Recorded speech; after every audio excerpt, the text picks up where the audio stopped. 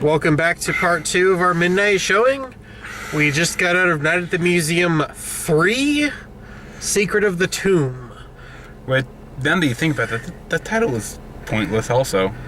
Yeah, it's really not about the tomb. The secret of it was established. The secret of the power of the tablet. Yeah, the title was too long.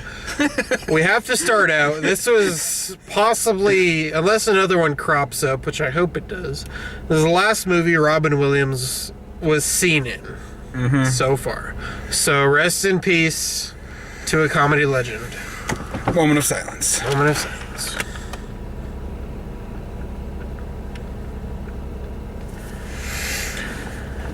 Well, let's just get off with the goods. I had funny moments. Very funny moments, especially with Ben Kingsley when you realize that he's playing the Pharaoh after playing a Hebrew and making jokes about owning Hebrews. Ben Kingsley plays the father of Akhman Akhman-Ra. Akhman-Ra. Akhman-Ra was his brother from the second. Who was completely ignored in this one. Thank you for bringing my son back to me. What is my other son? In fact, he got sucked into a dimensional portal of death with a bunch of bird things by a giant Abraham Lincoln. Ooh, rats with wings. Other things that were good. Hugh Jackman. Hugh Jackman shows up in this. We get to see. So they travel. So the tablet is rusting over because it doesn't have enough moonlight because it was created by the Egyptian moon god. And that's the secret that they learn halfway through the film. Yeah. And so they travel. So Ben Stiller, Larry Daly, travels to the British Museum where they're keeping the Pharaoh and the Queen are kept so that they could figure out the secret.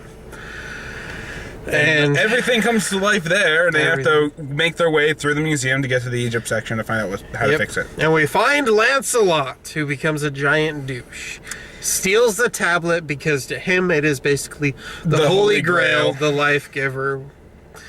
And he runs amok, brings to life giant brass lion statues in the courtyard of this theater. Which is more important to what I said at the very end of the film. Yeah. Why aren't the statues in front of the museum? There's giant statues in the front of every museum or whatever. None of them come to life. They don't come to life. But anyway, he's running through town and trying to find Camelot, and he finds Camelot. He finds the play. Camelot the musical. And guess who's playing King Arthur? Hugh Jackman. Or as Lancelot says, Huge Jackman. Huge Jackman. One of the movie's better moments. They're self-aware of this. And why did he do the Wolverine thing? And they even acknowledge he's doing his Wolverine thing. It's better without the shirt and the claws. It's better with the claws and the nut shirt. Without the shirt. And then as they're chasing down Lancelot, just this random Ben Stiller stops, turns around, and it's by the way, you're awesome. You're awesome. Thank you. He's like, you New York. I know, that's awesome. So, yeah, it has its moments, and there's a lot of really, really good ones there. Yeah. I think that there's only one thing to say about this film is that it was it's just very unnecessary. Yeah, I mean, there's an interesting theme of passing the torch from father to son, or even from the Jobs perspective with Rebel Wilson, who's the Larry. From Larry to his son, because he's trying to figure out what he's doing, what he wants to do when he grows up, and then from the Pharaoh to Akhman-Ra, and then from Larry to Rebel Wilson, an actress who shouldn't be in anything. An actress in the first place. I'm going to get grilled on that one, but I don't care. Yeah, for everyone who likes Rebel Wilson, let's make one thing distinctly clear. She's not funny. Yeah. She has one shtick. She says stupid, awkward things and does stupid, awkward things. That's what the punchline for this one and the second one was basically was. The first one was fun. I quite enjoyed it. Yeah, and I enjoyed Battle of Smithsonian. Even if they, after being at the Smithsonian, know that they really, really fudged everything. Yeah. Sorry. Little Einstein bobbleheads were like probably my favorite part. Yeah. I like their in-joke when they actually start going to the archives of the museum and they pull up Darth Vader and Grouch. Yes. But, Awesome. yeah, they didn't do anything like that with this one. We got to walk through a couple of things. You had that forced action scene with the freaking Xenoagi. Yeah, the Jinlao is a giant, like, Chinese Tibetan 8-headed snake monster. Yeah, it's basically Hydra. Yeah. And they have a battle scene where Lancelot and Bailey are fighting it while Larry's trying to protect everyone. Yeah. And they have There was the chase scene in the M.C. Escher painting. That was pretty... That was awesome. That was interesting. Teddy, they throw Teddy down, and because all the perspectives are scary, he comes falling from the top and lands on Lancelot. That's a smart joke. That is a very intelligent joke. And I will admit that there's a lot of those inside there. There's a lot of cultural museum jokes. There's a couple of Egypt puns inside of there. Oh my gosh. And just that painting fight was just like one of the most creative things I've seen since Inception. So, now to the fun part. Ben Kingsley as the Pharaoh. They like track him down, and I can't remember the like whole conversation, but Larry mentions he's like part Jewish, and he's like, Oh, Jews! Jews! I love Jews. I own 400,000 of them. You're just like, Oh God, there's so... It's one of the most... Now, also see it from my perspective. For those that have seen my my videos, I just recently saw Exodus with Ben Kingsley as a Hebrew, helping Christian Bale to lead everyone to safety.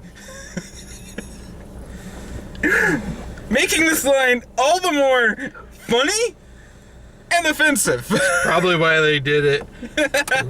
They just like took one of the Pharaoh costumes from Exodus, and like Ben Kingsley is like, can I borrow this? I'm gonna go over and film. The Pharaoh costume probably was from something else. I'm trying to think of a really good, funny one.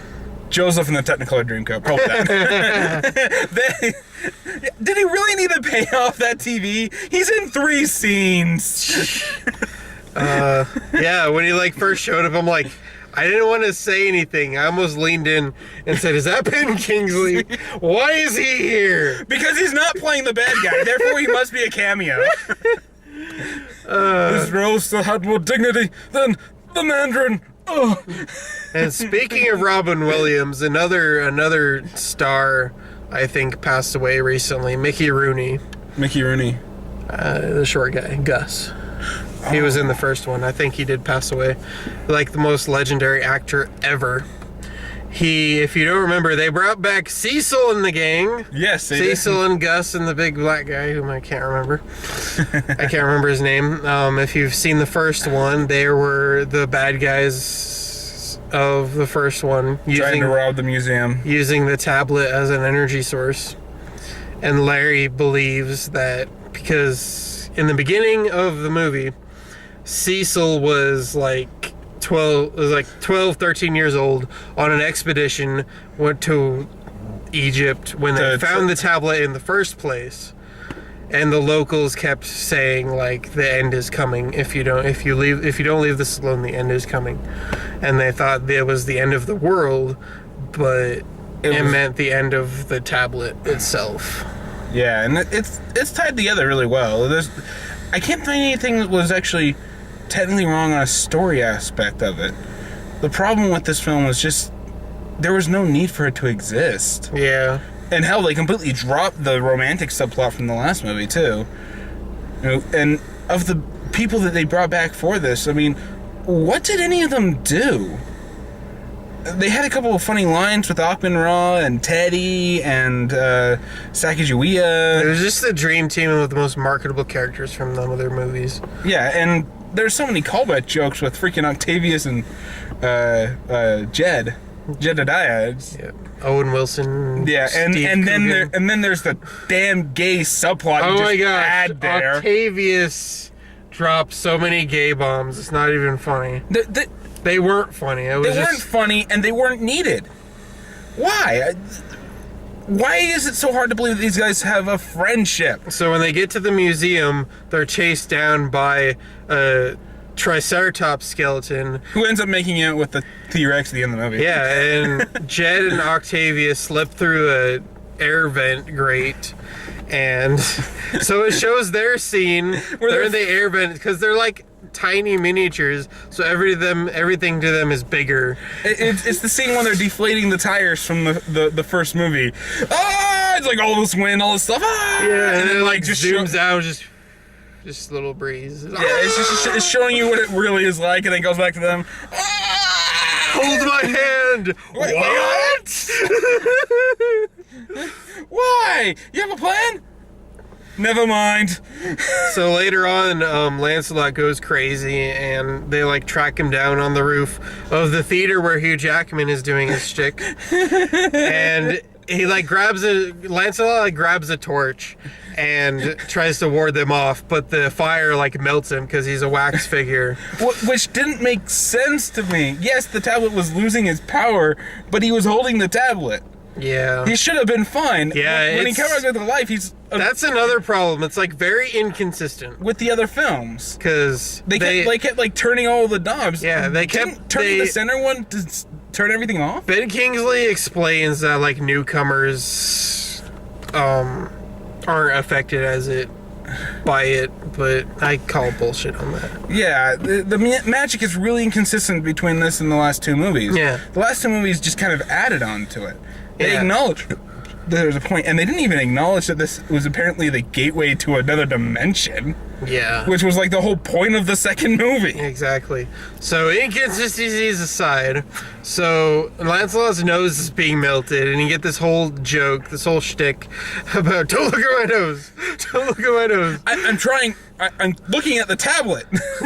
I'm looking at your face. I can't not look at your nose. Okay? Look at the sky. Look at the sky. And then finally, when they finally end this joke. All right, I can't remember what we were talking about when we were doing this. Just give us the tablet. So they're looking up at the sky, and it's like it's really hard to look. I was like, yes.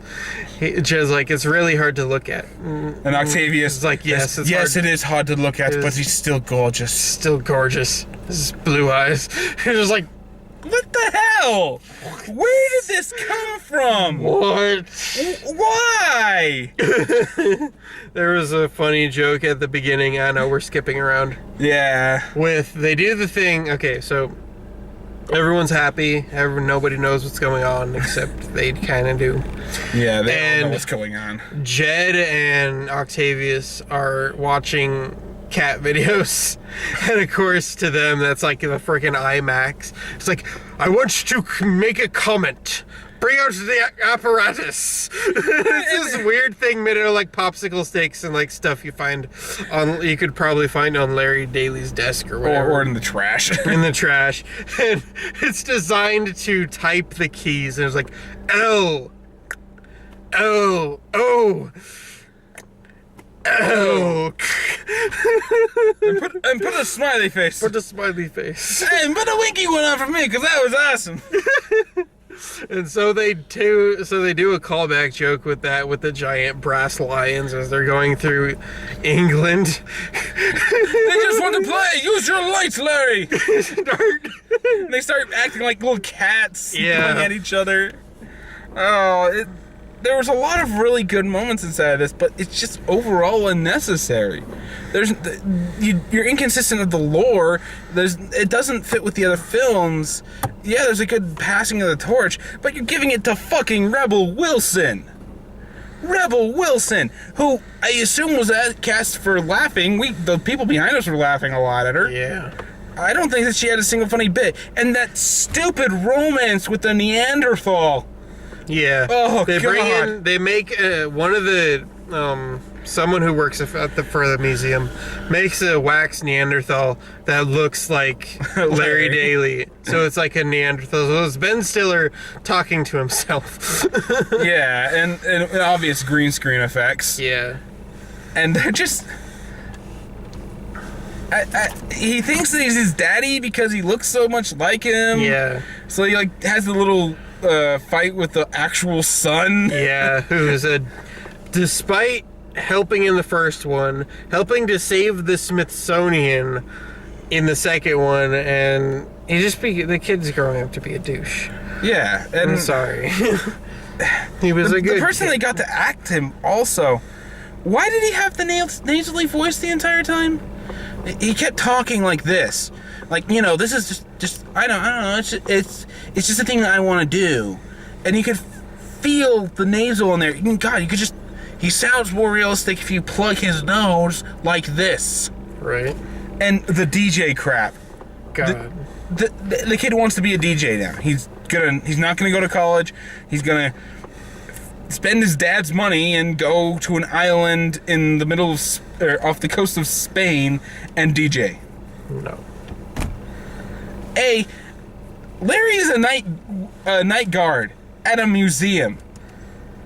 I don't care if he has the special effects thing going, and maybe he even has money from his company that he got rid of in the last movie.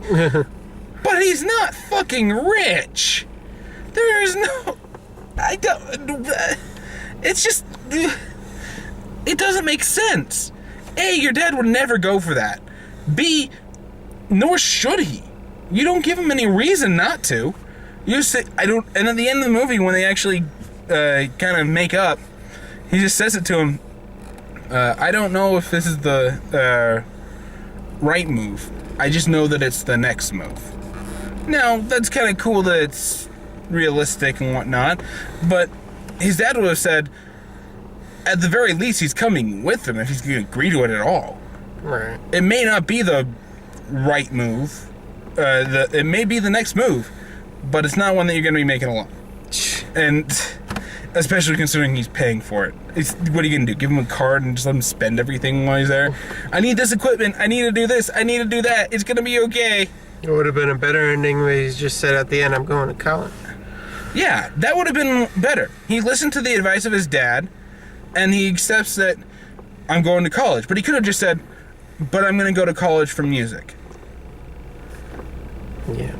That would have been good. He would have accepted his dad's teachings, and he would have been choosing his own path. Right. That kid was annoying. Yeah. Rebel Wilson was even worse. You could have made this whole movie without her. Yeah. And that was the worst part. Is you could have made this whole movie without her. Yeah, the trailer is like, Larry Daly has a new crew, and it's like Attila the Hun and Teddy, and then you see Rebel Wilson in there, and she doesn't do jack She diddly gets shit. locked inside of her little guard hut. Yeah. Wouldn't it have been better if you had found some way of dragging her along? And instead of just saying, "Hey, sorry, we don't speak about tonight," then if I don't speak about tonight, you won't speak about tonight, right? Yeah. Oh, but you hate this job now. Tomorrow it's gonna be the best job in your life. Yeah. Okay. The fat kid, Burundin. Burundin from the second one was better than that, and that's exactly what it was. It was a bit part played up for laughs. Rebel Wilson didn't need to be in there at all. Yeah, and even the most remotely funny lines that he had were all in the trailer. That stupid little blinking bit, Yeah. and the thing, and then the subplot with her and the Neanderthal doll. No. No. Just no. On so many levels. I don't think there's anything more to say about this film. Any trailers you want to talk about? I mean, I want to see that Selma one, the Martin Luther King story. That looked really good. I'm looking forward to that one next month. It's not even out yet, and it's already nominated for 6 Golden Globes and Academy Awards. Yep. Proof that anybody will jump on the bandwagon when you make a movie about racism. Yep. What was voted best picture of the year again? 12 Years a Slave. Mm-hmm. And I agree with Gary Oldman. If you don't vote for that, you're a racist. Which is why I'm not voting for it. because I'm not gonna be labeled like that. It wasn't as good as everyone made it out to be. That takes balls. Yeah. We got that Benjamin Button ripoff. Yeah. Age of Adeline or Adeline. Yeah, this woman born in like 1908 gets Struck by lightning. struck by lightning as she's in a car accident in the river. And she like doesn't age, so time passes into like modern times, and all her kids are like grown up. Everyone she's ever known is like The government's after her for her secret of immortality. Yeah, they're either like super old or super dead. And it just looks like Benjamin Button backwards. Yeah. It really is. But I don't know. That could be good. I don't know. There is one movie that is absolutely more unnecessary than this one. Than we saw the trailer for it. Did we? Paul Blart. Oh, Cop 2. Oh God, that was in The Annie movie. Annie. Birth movie. First movie. That's all it is. And you know what? It was even funnier. You want to know what was funnier about that trailer? The love interest from the movie, from the first movie, in Paul Blart, was not in that trailer. Yeah. I don't think she's in the movie. Yeah. But the stupid Indian boyfriend is in that movie. No. This is gonna be a train wreck. Oh, it's already a train wreck and it hasn't even left the station. Well, what do you expect? Sony's producing it. Well, at this point, I think it's pretty synonymous to say. But I swear to God, if I see a Happy Madison logo on that, I am going to go to Adam Sandler's house, burn it down, slap him in the face, and say, "Stop this! Stop this." Howdy, Val. We should probably call it. Yep. Get out of here. As always, I'm Kelly. I'm DJ. And we'll see you all next time.